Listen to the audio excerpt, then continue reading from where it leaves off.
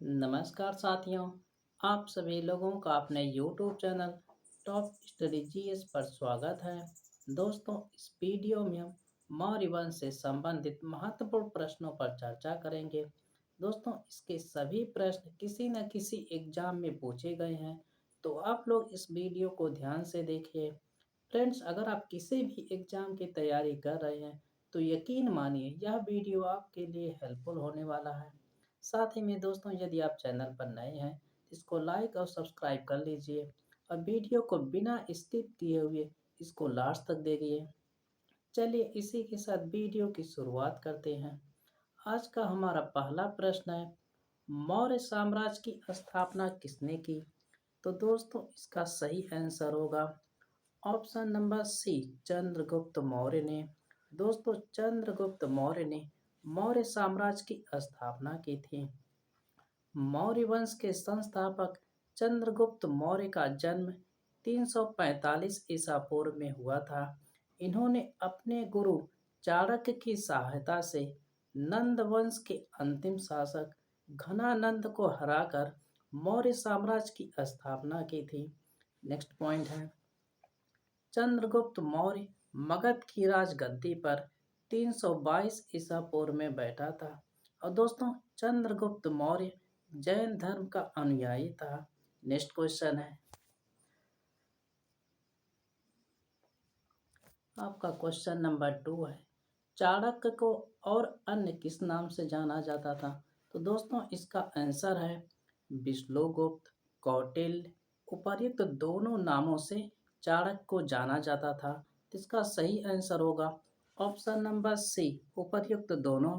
दोस्तों, चाणक्य को विष्णुगुप्त, कौटिल्य उपर्युक्त दोनों नामों से जाना जाता था।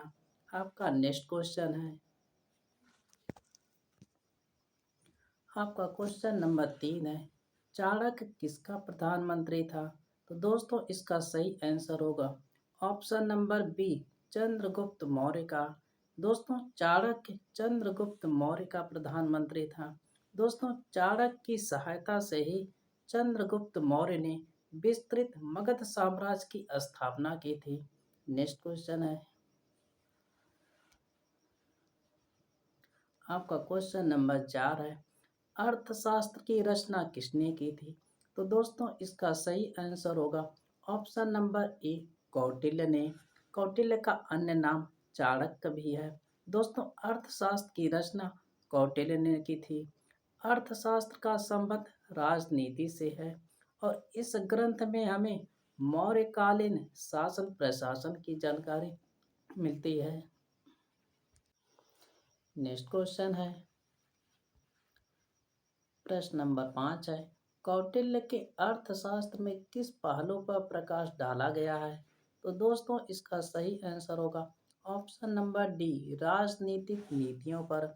दोस्तों, कौटिल्य के अर्थशास्त्र में राजनीतिक नीतियों पर प्रकाश डाला गया है। नेक्स्ट क्वेश्चन है, प्रश्न नंबर 6 है, चंद्रगुप्त मौर्य ने अपने अंतिम दिन कहाँ गुजारे थे? तो दोस्तों, इसका सही आंसर होगा option number B, Shravanabelagola Karnataka में। दोस्तों, चंद्रगुप्त मौर्य ने अपने अंतिम दिन श्रवणबेलगोला कर्नाटक में गुजारे थे। आइए इसके इम्पोर्टेंट पॉइंट को देख लेते हैं। इसका पहला पॉइंट है, चंद्रगुप्त मौर्य ने जीवन के अंतिम दिनों में जैन साधु भद्रबाहु से दीक्षा ग्रहण करके उनके साथ श्रवणबेलगोला कर्नाटक चले आए और यहीं पर उपवास के द्वारा अपना शरीर त्याग दिया था।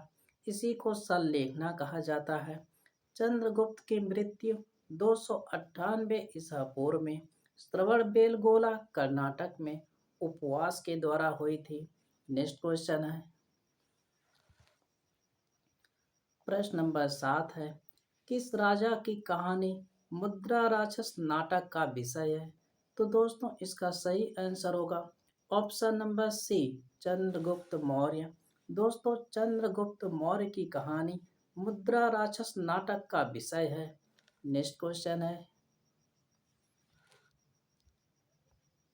क्वेश्चन नंबर 8 है, प्रसिद्ध यूनानी राजदूत मेगास्थनीज भारत में किसके दरबार में आया था?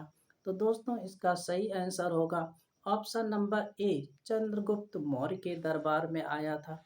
प्रसिद्ध यूनानी राजदूत मेगास्थनीज चंद्रगुप्त मौर्य के दरबार में आया था।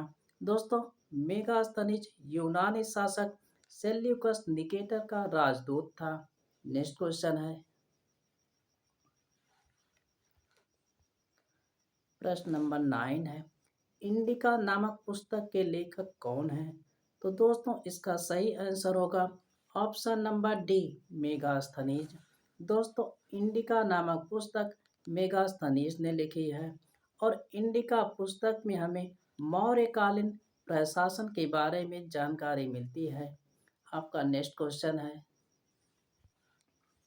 दोस्तों यदि वीडियो आपको अच्छा लग रहा हो तो इसको लाइक और सब्सक्राइब कर लीजिए। बढ़ते हैं नेक्स्ट क्वेश्चन की ओर।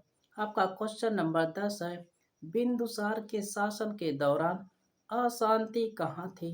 तो दोस्तों इसका सही आंसर होगा ऑप्शन नंबर सी, तक्षशिला में। दोस्तों आइए इसके इम्पोर्टेंट पॉइंट को देख लेते हैं। चंद्रगुप्त मौर्य का उत्तराधिकारी बिंदुसार हुआ, जो 298 ईसा पूर्व में मगध की राजगद्दी पर बैठा था। इसे अमित्रघात के नाम से जाना जाता है। अमित्रघात का अर्थ होता है शत्रु विनाशक। नेक्स्ट पॉइंट है, बिंदुसार के शासनकाल में तक्षशिला, सिंधु एवं झेलम नदी के बीच में हुए दो विद्रोह का वर्णन है। इस विद्रोह को दबाने के लिए बिंदुसार ने पहले सुसीम को और बाद में अशोक को भेजा था। आपका नेक्स्ट प्रश्न है, आपका क्वेश्चन नंबर 11 है, सम्राट अशोक किसका पुत्र था? और यह प्रश्न परीक्षा में पूछा गया है। तो दोस्तों सम्राट अशोक बिंदुसार का पुत्र था। इसका ऑप्शन नंबर बी सही होगा, बिंदुसार। दोस्तों सम्राट अशोक बिंदुसार का पुत्र था। आइए इसके इम्पोर्टेंट पॉइंट को देख लेते हैं। बिंदुसार का उत्तराधिकारी अशोक महान हुआ, जो 269 ईसा पूर्व में मगध की राजगद्दी पर बैठा था। अशोक की माता का नाम सुभद्रांगी था। दिव्यावधान के अनुसार। आपका नेक्स्ट क्वेश्चन है, क्वेश्चन नंबर 12 है, मौर्य वंश का अंतिम शासक कौन था? तो दोस्तों इसका सही आंसर होगा ऑप्शन नंबर डी, बृहद्रथ। दोस्तों मौर्य वंश का अंतिम शासक बृहद्रथ था। आइए इसके इम्पोर्टेंट पॉइंट को देख लेते हैं। मौर्य वंश का अंतिम शासक बृहद्रथ था। इसकी हत्या करके इसके सेनापति पुष्यमित्र शुंग ने 150 ईसा पूर्व में, और दोस्तों इसकी हत्या इसके ही सेनापति पुष्यमित्र शुंग ने 150 ईसा पूर्व में कर दी और मगध पर शुंग वंश की नींव डाली थी। आपका नेक्स्ट क्वेश्चन है, क्वेश्चन नंबर 13 है, निम्नलिखित में से वह व्यक्ति कौन है जिसका नाम देवनाम प्रियदर्शी था? वेरी इंपॉर्टेंट प्रश्न है और यह प्रश्न परीक्षा में पूछा गया है। कह रहा है कि निम्नलिखित में से वह व्यक्ति कौन है जिसका नाम देवनाम प्रियदर्शी था? तो दोस्तों इसका सही आंसर होगा ऑप्शन नंबर सी, अशोक। आइए इसके इम्पोर्टेंट पॉइंट को देख लेते हैं। सम्राट अशोक के अभिलेखों में उसे देवनाम प्रियदर्शी तथा राजा की उपाधियों से संबोधित किया गया है। मास्की, गुर्जरा, नेतूर, उड़ेगोलम के लेखों में अशोक का नाम अशोक मिलता है। नेक्स्ट क्वेश्चन है, प्रश्न नंबर 14 है, निम्नलिखित अभिलेखों में से किसमें अशोक का नाम के उल्लेख हुआ है? कह रहा है कि निम्नलिखित अभिलेखों में से किसमें अशोक के नाम का उल्लेख हुआ है? तो दोस्तों इसका सही आंसर होगा ऑप्शन नंबर ए, गुर्जरा अभिलेख में। दोस्तों गुर्जरा अभिलेख में अशोक का नाम अशोक उल्लेख हुआ है। नेक्स्ट क्वेश्चन है, आपका प्रश्न नंबर 15 है, कलिंग युद्ध की विजय तथा क्षत्रियों का वर्णन अशोक के किस शिलालेख में है? तो दोस्तों इसका सही आंसर होगा ऑप्शन नंबर डी 13वें शिलालेख में। दोस्तों 13वें शिलालेख में अशोक द्वारा लड़े गए कलिंग युद्ध की विजय तथा इसमें क्षत्रियों का वर्णन है। आइए इसके इम्पोर्टेंट पॉइंट को देख लेते हैं। इस शिलालेख में कलिंग युद्ध का वर्णन एवं अशोक के हृदय परिवर्तन की बात कही गई है। नेक्स्ट पॉइंट है, इसी में 5 यमन राजाओं के नामों का उल्लेख है जहां उसने धर्म प्रचारक भेजे थे। आपका नेक्स्ट क्वेश्चन है,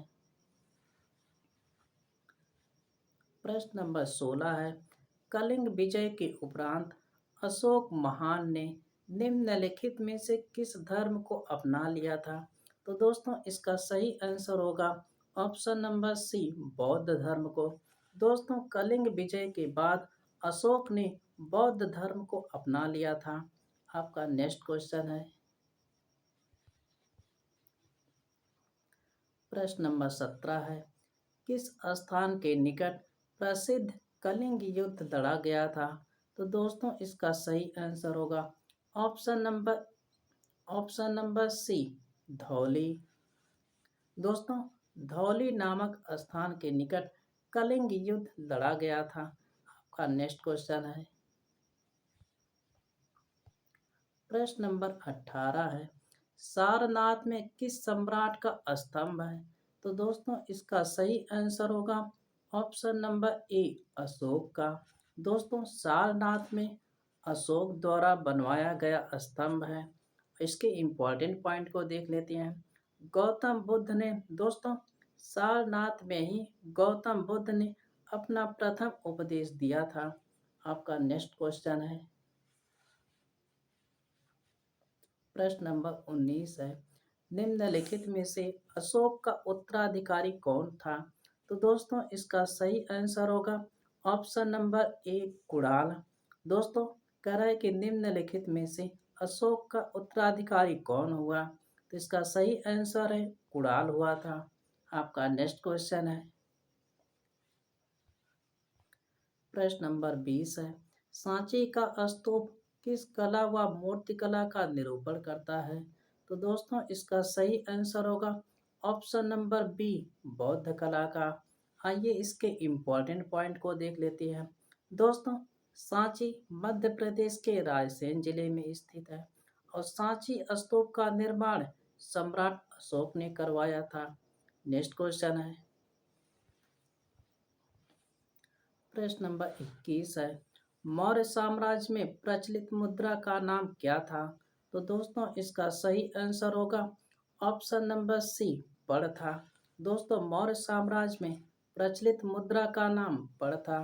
अगला प्रश्न है, प्रश्न नंबर 22 है, प्रसिद्ध सांची स्तंभ किसके समय में बना था? तो दोस्तों इसका सही आंसर होगा ऑप्शन नंबर सी अशोक के समय में बना था। प्रसिद्ध सांची स्तंभ अशोक के समय में बना था। आपका अगला प्रश्न है, प्रश्न नंबर 23 है, अशोक के अभिलेख को सर्वप्रथम किसने पढ़ा? दोस्तों कह रहा है कि अशोक के अभिलेख को सर्वप्रथम किसने पढ़ा था? वेरी इंपॉर्टेंट क्वेश्चन है और कई बार परीक्षा में रिपीट हुआ है। दोस्तों अशोक के अभिलेख को सर्वप्रथम जेम्स प्रिंसेप ने पढ़ा था। ऑप्शन नंबर बी सही है। आइए इसके इम्पोर्टेंट पॉइंट को देख लेते हैं। दोस्तों अशोक के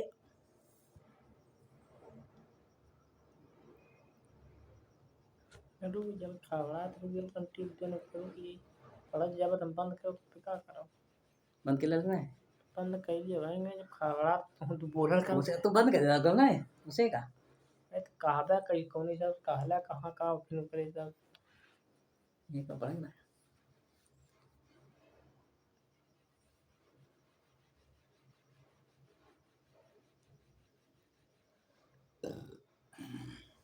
एक सारा देव के देखे के चाहिए चलो